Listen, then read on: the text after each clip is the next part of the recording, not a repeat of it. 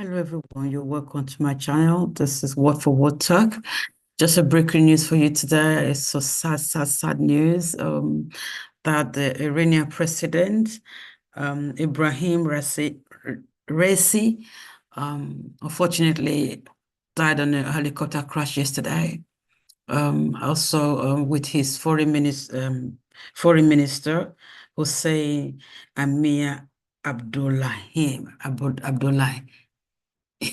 Yes, yeah, and seven others died on a helicopter crash. It's not funny, but it's just my pronunciation, really. But it's just a sad day. I want you to just hear the news. It's so sad. I was one of those people that they say was a hardliner, and they thought he was going to be the next um the Ayatollah. If he passed on, he would have been the one to, because he kind of follow very rigid and way of leading. I think he was the first ever president to launch anything against Israel. And here we are. He's gone.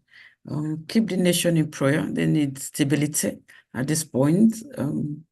I just pray that at this point, some people that might really hear this, they'll think twice about the reality of life. But anyway, let me play the video for you. It's sad to hear.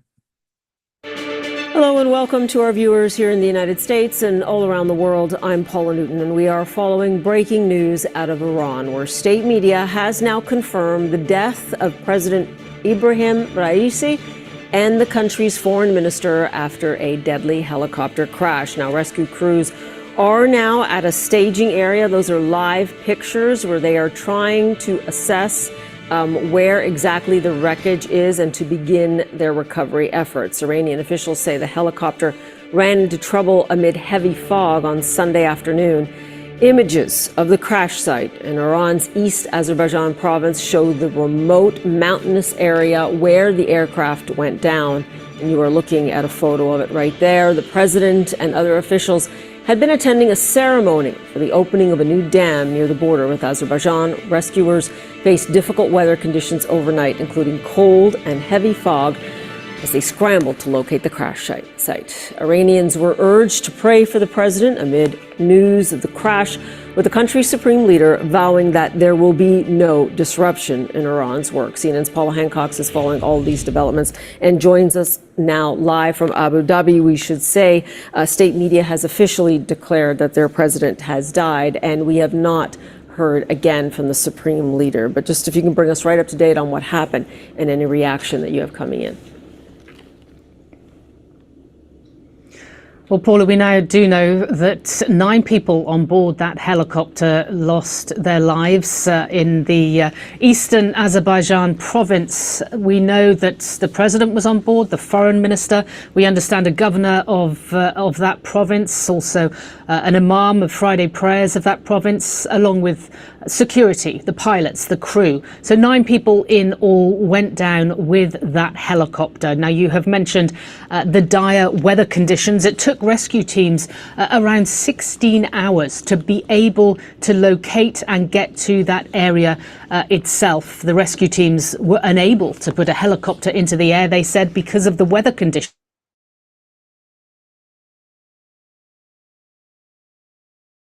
The fact that the fog was so thick, visibility was very limited. We also heard from the rescue teams that there were sub-zero temperatures, that it was extremely cold in these areas. You can see from the images a very mountainous area, inhospitable terrain, and sparsely populated. So that's the latest information we have. We do know also from state media that the government has convened an urgent meeting. They say that, according to a photo that was provided by state media, that the chair that President Raisi would usually sit in had a black sash across it for mourning. We understand from state media as well that there will be details in the hours to come about the mourning procession, the process, the timing, the details. All those will come to us shortly through state media.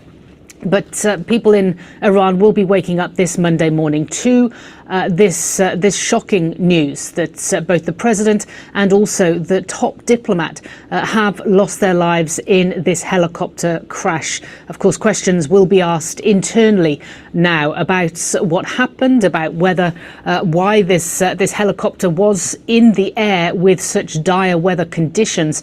We know it was in a convoy. There were 3 helicopters in all carrying the delegation of President Raisi from this inauguration of the dam project just on the border with Azerbaijan. There were 3 helicopters. 2 of them landed safely, but the one carrying the president and the foreign minister, we know now, did not. Paula. Paula Hancock's for us in Abu Dhabi, continuing to track reaction. Really appreciate it. I want to bring in CNN's chief international anchor now, Krishan Amanpour. Krishan, really good to have your insights here. You interviewed the foreign minister a little bit over a year ago. You tried to interview the president. I just want to get your reaction to what really has been shocking news. Well, Paula, it is obviously shocking news, and it couldn't come at a more unstable time for Iran and for the region. Iran faces, as you know, those internal protests and discontent that have been crushed brutally in the aftermath of Mahsa Amini's death, and that was under the direction of President Raisi and the Supreme Leader and the Iranian Revolutionary Guard Corps.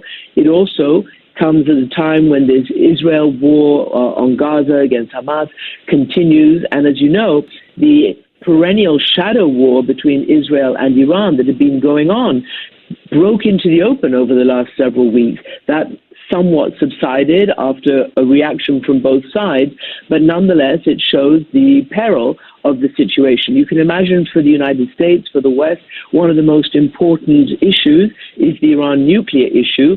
That had been somewhat contained after the 2015 nuclear agreement that President Obama negotiated with Iran and with Europe and was rubber-stamped, or rather stamped into officialdom by the entire United Nations process. President Trump, at the urging also of Prime Minister Benjamin Netanyahu, pulled the United States out of that, and that caused much more uncertainty and stability over the process of the Iran nuclear program. We understand over the last week or so there was some word from the IAEA, the UN nuclear agency, that they were back in talks with Iran to make sure that everything was happening above board and within the nuclear regulations, the Non-Proliferation Treaty. We wait to see what kind of work they were doing on that. And it's known that the United States is trying to stabilize issues with Iran, given the volatility of the region right now. As for inside Iran, as you mentioned, the Supreme Leader Ali Khamenei issued many statements before the news that he had actually been found dead, saying that the nation was praying, and you're bound to see days, if not weeks, of official mourning organized all over the country. He also said that the affairs of the country will not be disrupted or disturbed. To that point, there is a act of succession. There is a line of succession. There's a first vice president, and you're bound to see at least interim measures being put in place to ensure the continuous running of the system. At one point, before the Mahsa Amini death and before the protests and the riots back in 2022, Raisi, a very hardline fundamentalist, was being considered a successor to the Supreme Leader Ali Khamenei, who himself is elderly. News of his ill health and sort of frailty have appeared to be vastly overstated over the years. However, he is aging, and there needs to be a succession there in place if that system is to continue. Raisi was then considered to have somewhat disqualified himself or besmirched and sullied his reputation, given the political and popular uprisings against him inside Iran, as well as the economy being really bad for the people. He is not considered to have brought prosperity at all to the Iranian nation. And if you look online on social media, you can see the reaction from many, many people, both outside and inside Iran. His most recent legacy will have been the brutal crackdown on the freedom life protesters, the women life freedom protesters. And from his very early days, he was very senior, if not head of the judiciary process, and he had been accused, or not accused, he had been overseeing some of the trials in the very early days of the revolution, and in one point signing off on one that led to the execution of thousands of anti-regime officials or activists. So his career has been incredibly checkered, but nonetheless, it's a big change and a shock in a very volatile region and a very volatile place.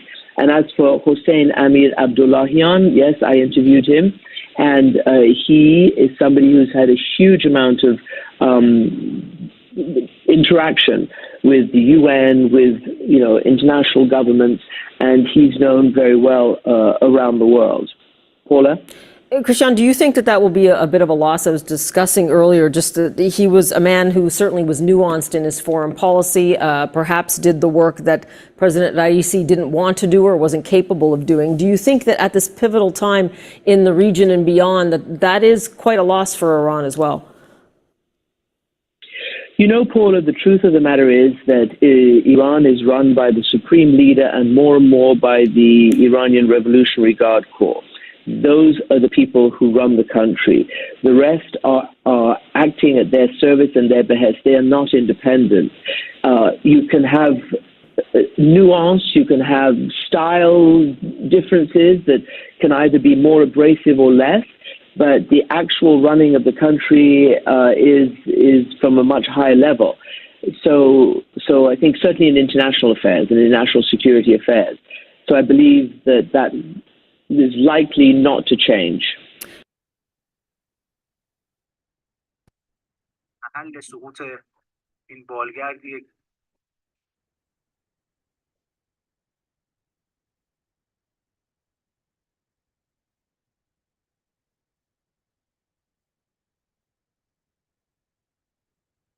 That's all we have for you today. Thank you for watching. Have a wonderful, wonderful day. God bless you. Bye-bye.